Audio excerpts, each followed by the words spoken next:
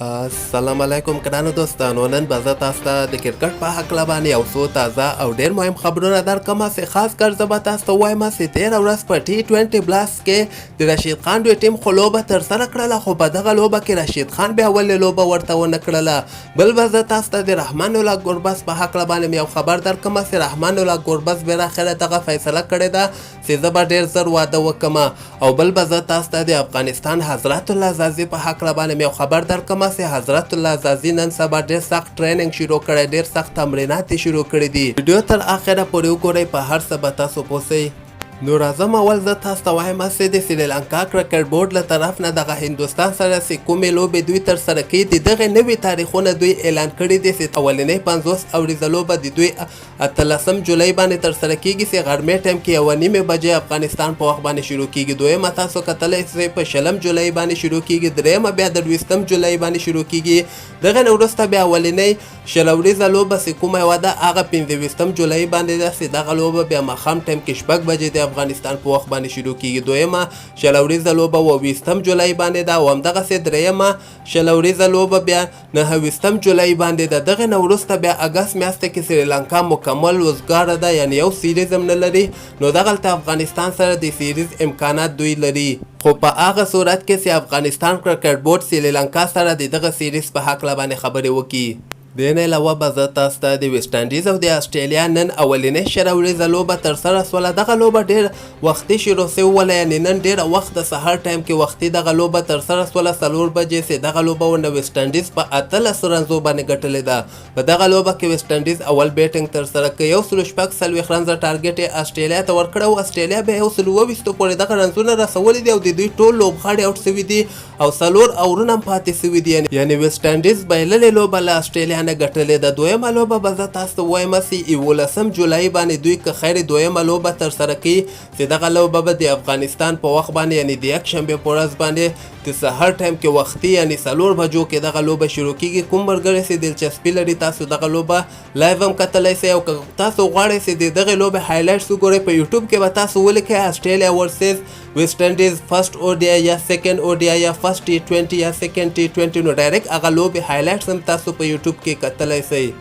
د نه علاوه به زه تاسو ته وایم چې تېره ورځ په T20 بلاست کې د افغانستان محمد نبي هم لوبه ترسره کړه چې محمد نبي بیټینګ کې 22 رنزه کړي ول په 25 بالو باندې او بالنګ یې دومره خاص ترسره نه کړه. دغه لوبه هم د نبي دوی ټیم بایللې وله. قیس احمد هم بیا 13 ورځ چې کومه لوبه ترسره سوله په هغه کې 4 اورو کې صرف 22 رنزه ورکړي ول، خو کوم لوبغاړی نه و آوټ کړی. او بل 13 ورځ د رشید خان دوی ټیم لوبه هم ترسره سوله، سسکس ټیم چې کوم ده د هغوی لوبه هم ترسره سوله. په دغه لوبه کې رشید خان ولې لوبه نه وه کړې د هغه لامل ما معلوم کړی ده. زه به تاسو ته وایم چې د رشید خان کرنټین دغه نن 10 تاریخ چې کوم د نن پوره سوی ده، نو که خیر دغه راتلونکې لوبه کې به رشید خان د خپل ټیم لپاره لوبه ترسره کړي. راتلونکې لوبه به زه تاسو ته وایم چې 14 جولای باندې که خیر ترسره کیږي چې ډېر وخت ورته پاتې ده. او دغه نه وروسته بیا 18 جولای باندې د دوی دویمه لوبه هم که خیر هغې کې ورته رشید خان لوبیږي. نو د کرنټین په وجه باندې رشید خان ورته دغه لوبه کې لوبه ترسره نه کړله. اصل کې دغه د انګلند کرنټین چې کوم د لس شپې ده، دغه نور ملکونه تاسو وګورئ، د پاکستان وګورئ یا د سریلانکا وګورئ، د دوی یو هفته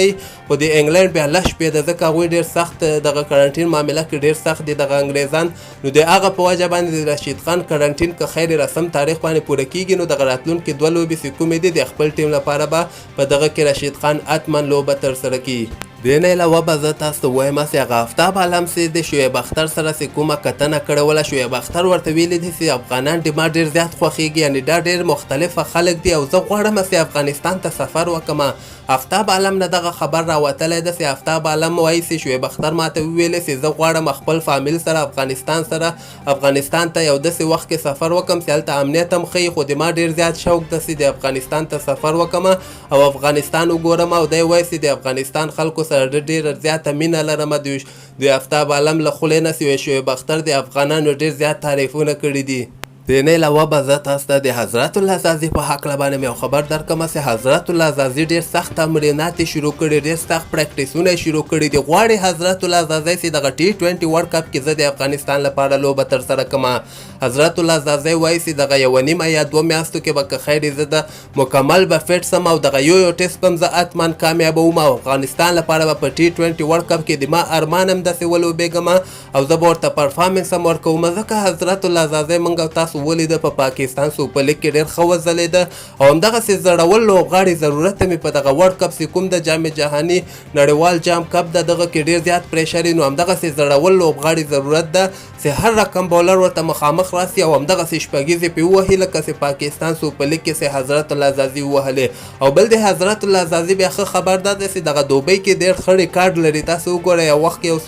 160 او که 168 رنزونه هم د آیرلینډ خلاف کړي ول، نو حضرت العزازي د ما په نظر باندې اوس وخت کې فارم هم ښه ده، حق یې جوړیږي او باید 100% کې د افغانستان لپاره په T20 ورلډ کپ کې لوبې ترسره کړي. د نه علاوه به زه تاسو ته د افغانستان ځوان لوبغاړی رحمان الله ګوربز په هکله باندې یو خبر درکړم. رحمان الله ګوربز بالاخره دغه فیصله کړې ده چې زه به یعنې واده وکړم. د رحمان الله ګوربز واده به که خیر دغه راتلونکې هفته کې ترسره کیږي. 2 کاله مخکې کوزده کړې وله د کابل ځوانان په نوم باندې یو ټیم شپږیزه کې د هغه مالک چې کوم ده د هغه لور سره رحمان الله ګوربز کوزده کړې ده، نو که خیر راتلونکې هفته کې به رحمان الله ګوربز واده م وکړي، نو د موږ له طرف نه د رحمان الله ګوربز ته دغه واده په ایډوانس کې ډېر زیات مبارکي.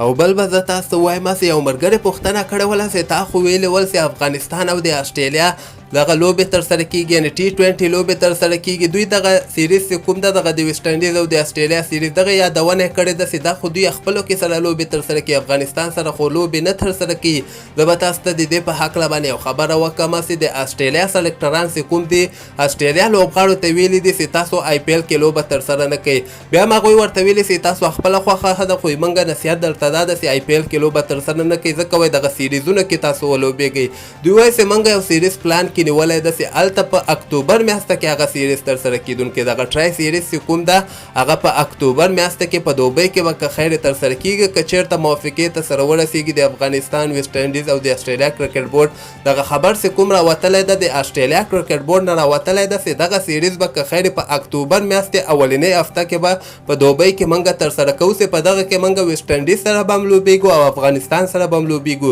دوی دغسې خبره مور کړې ده که موږ لوبغاړي نه غواړي په دغه سیریز کې، یعنې افغانستان هم یعنې کمزوره ټیم د یا ویسټ انډیز سره لوبه ترسره نه کړي، دغه په ځای باندې IPL ته ځي، نو موږ لپاره کوم غټ مشکل نه ده، یعنې موږ سره ډېر زیات لوبغاړي دي، د هغې په ځای باندې به موږ نور ځوان لوبغاړو ته چانس ورکړو. دوی خو ډېر کلک ولاړ دي چې دغه سیریز به که خیر حتما ترسره کړي. او زه خپله هم غواړم چې افغانستان باید نړیوال جام کپ 16 وړیزه ورلډ کپ نه مخکې ډېرې زیاتې 16 وړیزې لوبې ترسره کړي. دغه سره افغانستان ټیم هم ښه کېږي. او بل به موږ ته دغه د ځوان لوبغاړي یعنې حشمت الله شهیدیه، رشید خان د دغه کیپټنسي به موږ ته معلوم سي، موږ ته به اندازه ولګېږي چې دوی کولی شي چې افغانستان ته کیپټنسي ترسره کړي یا څنګه پرفارمنس ورکړي. نو که خیر افغانستان کرکټ بورډ هم باید کوشش وکړي دغه T20 ورلډ کپ نه مخکې افغانستان ته ډېرې زیاتې